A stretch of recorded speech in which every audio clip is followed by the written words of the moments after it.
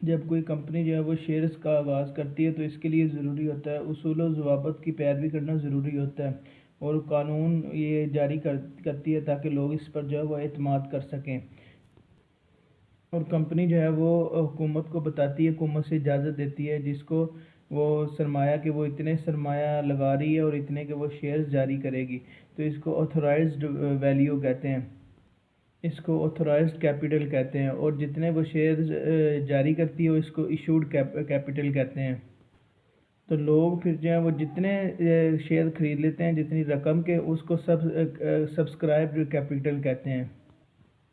और जो है वो शेयर्स बेचने वाली जो कंपनी होती है उसने जो है वो दीगर कंपनियों से मुआहदा किया होता है कि अगर लोग शेयर सारे के सारे ख़रीद लेंगे तब भी ठीक है, अगर नहीं ख़रीदते तो वो जो बाकी बचेंगे लोगों के ख़रीदने के बाद जो बाकी शेयर्स बचेंगे उसको जो है वो फ़लाँ कंपनी या फ़लाँ इदारा ख़रीदेगा। शेयर्स की दो तरह की इकसाम होती है। एक तो वो शेयर्स जो होते हैं रजिस्टर्ड शेयर। रजिस्टर शेयर में जो है वो ख़रीदार का नाम लिखा होता है। एक बियर शेयर होते हैं, इसमें जो है वो ख़रीदार का नाम नहीं लिखा होता। तो एक प्रेफरेंस शेयर होते हैं। प्रेफरेंस शेयर जो है वो किसी ख़ास कंपनी या किसी ख़ास इदारे के लिए या किसी ख़ास शख्सियत के लिए होते हैं। और एक जो है वो ऑर्डिनरी शेयर्स होते हैं। वो ऑर्डिनरी शेयर्स जो होते हैं वो किसी भी शख्स के लिए, किसी आम शख्स के लिए, आम शहरी के लिए हो सकते हैं। कंपनी की नफ़ा की तकसीम का तरीक़ेकार, कंपनी जब कायम होती है तो वो मुस्तकबिल के हादसा से बचने के लिए जो है वो कुछ रकम जो है वो रिज़र्व कर लेती है जिसको रिज़र्व फंड कहते हैं। तो उसके अलावा जो रकम बचती है, जो हिस्सा मुनाफा होता है उसको हिस्सेदारों में तकसीम कर लिया जाता है, और रिज़र्व फंड को जो है वो कंपनी अपने पास रखती है। तो उसको मुनाफा तकसीम करने का तरीक़ेकार ये होता है कंपनी का कि वो आम तौर पर वो मुनाफा तकसीम नहीं करती, बल्कि जो है वो उसके भी आगे शेयर जारी कर देती जिसको बोनस शेयर कहते हैं। अगर तो बोनस शेयर्स की मार्केट से वैल्यू ज़्यादा हो तो वो हिस्सेदारान का जो है वो फ़ायदा होता है, अगर मार्केट वैल्यू कम हो तो फिर उसका नुकसान होता है हिस्सेदारान का।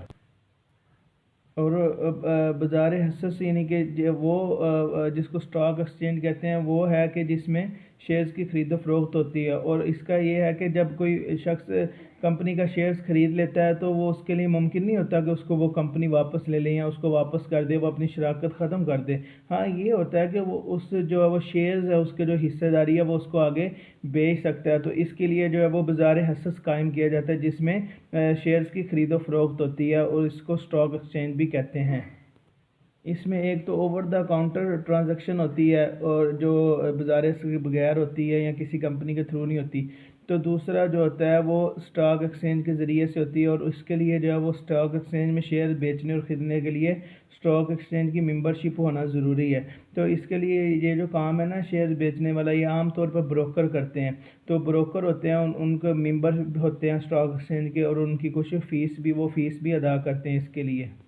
और इसमें जो है वो तीन तरह से की जाती है। एक तो मार्केट आर्डर होते हैं, एक लिमिटेड आर्डर होते हैं, एक स्टॉप आर्डर होते हैं। मार्केट आर्डर ये होता है कि वो ब्रोकर को ख़रीदने वाला या ख़रीदने वाला कहता है जी फ़लाँ जो भी मार्केट पर कीमत हो उस पर जो वो ले लो। और लिमिटेड आर्डर ये होता है कि वो फ़ोन करता है ब्रोकर को या कहता है कि जी इतने इतने अगर कीमत हो तो ले लेना, अगर इससे ज़्यादा हो तो ना लेना। और स्टॉप आर्डर ये होता है, जो तीसरा तरीका है वो ये है, वो बेचने के लिए कि अगर कोई शख्स वो कह देता है जी इतने में बिके तो बेच देना, अगर कीमत बढ़ने लगे तो ना बेचना, अगर कीमत गिरने लगे तो मेरा शेयर जो है वो उससे पहले पहले बेच देना ताकि मुझे मुनाफा हासिल हो।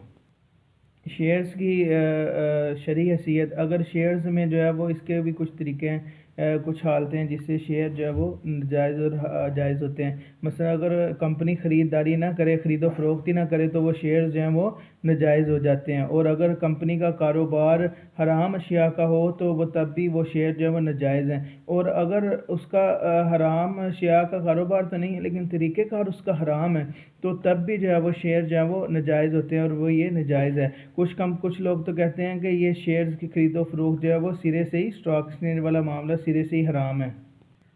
और अगर कंपनी जो है वो सूद अदा करती है तो असल असासों में जो है वो हुर्मत पैदा नहीं होगी।